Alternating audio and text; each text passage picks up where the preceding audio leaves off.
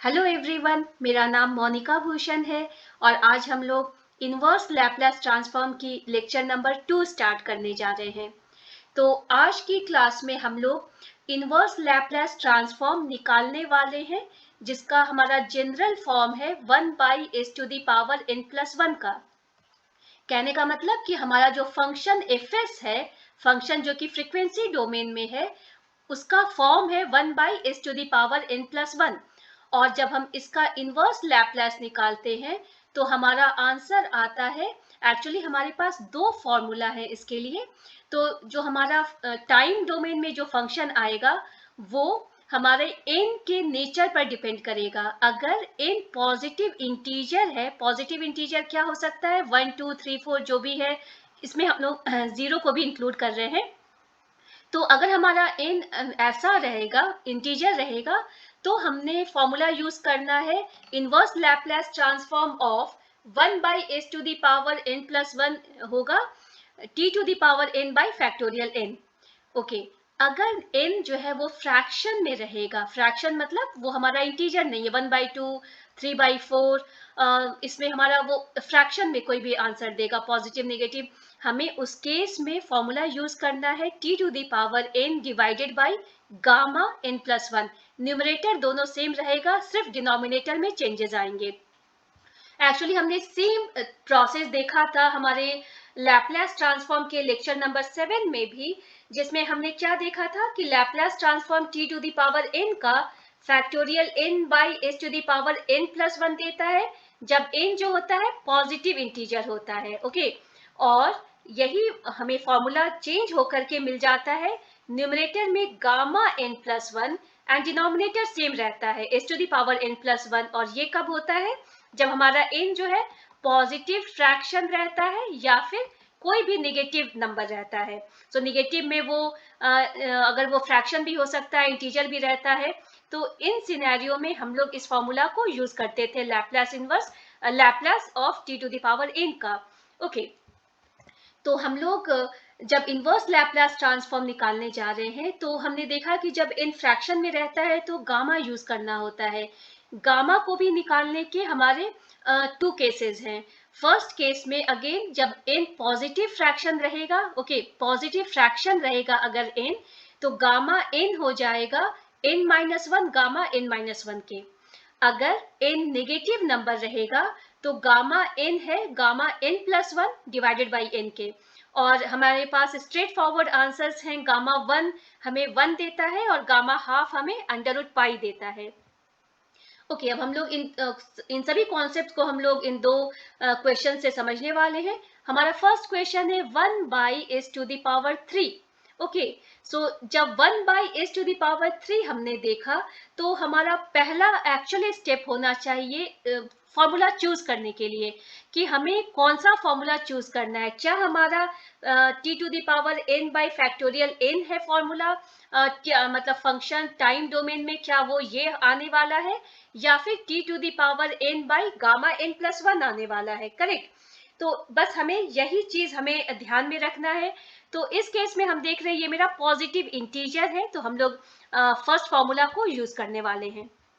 Okay, तो इसे हम लोग कैसे स्टार्ट करने वाले हैं, हमेशा आपको ये ध्यान में रखना है कि हमारा जो जनरल फॉर्म है वो जनरल फॉर्म है 1/s⁻n+1 का, और ये हमें देता है t⁻n/n के। तो हमारा फर्स्ट स्टेप जो है, हमें फाइंड करना है कि हमारा n क्या है। मेरा फर्स्ट स्टेप है n फाइंड करना। बहुत बार स्टूडेंट्स n यहाँ पर 3 लिख देते हैं, लेकिन यहाँ n 3 नहीं है, करेक्ट ना, क्योंकि 1/s⁻n+1 को हमें रिलेट करना है 1/s³ के। तो इसका क्या मतलब है कि n+1 हमारा 3 देता है और इस वजह से n हमारा 3-1 जो कि 2 है। ओके, अब हमें जब n इक्वल्स 2 मिल गया तो हमारा सेकेंड टर्म क्या है, सेकेंड स्टेप क्या है, जब हमें सिंपली हमें राइट हैंड साइड में उसकी वैल्यू को डाल देनी है। तो हमारा t⁻2, क्योंकि n हमारा 2 है, t⁻2 divided by factorial 2। Factorial 2 हमें 2 × 1 2 ही देगा, तो हमारा आंसर आ गया t⁻2/2 के। तो इस तरह से हमने फर्स्ट क्वेश्चन सॉल्व किया। ओके, हमारा सेकेंड क्वेश्चन जो है वो है हमारा जो एफ एस गिवन है वो है 1/s into under root s plus 3/s square under root s minus 8/√s के। तो सबसे पहले इनवर्स लैप्लास ट्रांसफॉर्म निकालने के पहले हम लोग इस गिवन टर्म को थोड़ा सा सिंप्लीफाई कर लेते हैं। इसका मतलब क्या है कि हमने लिखना है 1/s into s to the power half, जो कि फर्स्ट टर्म की अगर बात करें तो आपको ये पता होगा, करेक्ट, ये हमारा अगर मल्टीप्लाई कर रहे हैं बेस सेम है तो पावर ऐड होता है, तो इसका मतलब 1/s टू द पावर 3/2 है, जो कि हमने यहाँ पर लिख लिया। सिमिलरली ये सेकेंड टर्म में क्या है, 3 को हमने कांस्टेंट है बाहर निकाल लिया और इसे हम लोग लिख रहे हैं 1/s टू द पावर 5/2। क्यों आया, क्योंकि अगर ये s square into s to the power 1/2 है, सिमिलरली हम लोग s to the power 2 plus half कर रहे हैं, जो कि 1/s टू द पावर 5/2 हो गया और हमारा ये भी टर्म आ गया और थर्ड टर्म हमारा 1/2 ही है। फाइन, इसके बाद हम लोग सिंस लैप्लास इनवर्स निकालना है तो हम लोग सेपरेटली सभी टर्म्स में लैप्लास इनवर्स हमने लिख दिया है। ओके, यहाँ तक मुझे लगता है कोई कंफ्यूजन नहीं है। इसके बाद एक्चुअली जब हम लोग स्टेप्स स्टार्ट करने वाले हैं तो जैसा हमने प्रीवियस क्वेश्चन को सॉल्व करने में कहा था कि हमारा पहला स्टेप जो है वो हमें n को फाइंड आउट करना है, कि हमारा फर्स्ट स्टेप है कि हमें जानना है कि यहाँ हमारा n क्या है। अभी हम लोग बात कर रहे हैं सिर्फ फर्स्ट टर्म की। ओके, दिस फर्स्ट टर्म, यहाँ हमारा n क्या है, तो 1/s टू द पावर 3/2 को हम लोग रिलेट करेंगे किससे, हम लोग रिलेट करेंगे 1/s to the power n plus 1 के, correct, 1/s to the power n plus 1, क्योंकि हमारा जनरल फॉर्म जो है 1/s to the power n plus 1 के है।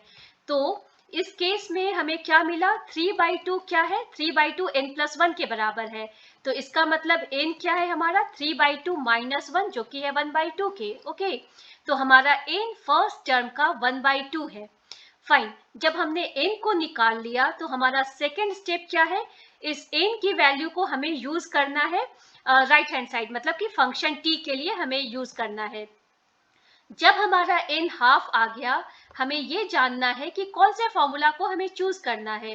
सिंस हाफ जो है फ्रैक्शन है, n इज फ्रैक्शन, तो हम लोग इस फॉर्मूला को चूज कर रहे हैं। फाइन, जब हमने इस फॉर्मूला को चूज किया तो हमारा एफ टी क्या है, t to the power n divided by gamma n plus 1 के, और हमारा n क्या आया है, 1/2 आया है, मतलब t to the power half divided by gamma half plus 1, t to the power half divided by gamma 3/2 के।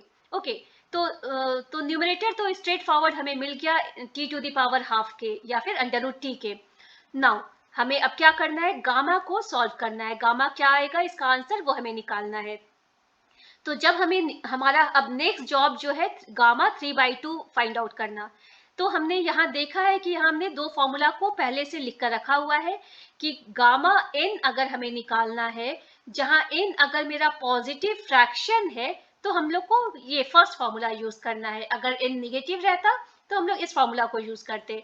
सिंस 3/2 जो है वो फ्रैक्शन है, करेक्ट, पॉजिटिव फ्रैक्शन है, तो हम लोग gamma n is what 3/2, so gamma 3/2 हमें क्या देगा, 3/2 माइनस 1 इंटू गामा 3/2 माइनस 1 के। 3/2 माइनस 1 हमें क्या देता है, 1/2 देता है, और ये हो गया गामा 3/2 माइनस 1 गामा हाफ, और हमें मालूम है गामा हाफ क्या देता है, अंडर रूट पाई देता है, तो अंडर रूट पाई बाई 2 हमारा डिनोमिनेटर आ गया। ओके, और न्यूमरेटर हमने पहले ही से निकाल कर रखा था t to the power half के, तो हमारा फाइनल जो inverse Laplace transform first term का है t to the power half divided by under root pi by 2, या तो आप लिखें या लिखें 2 divided by under root pi, correct ना।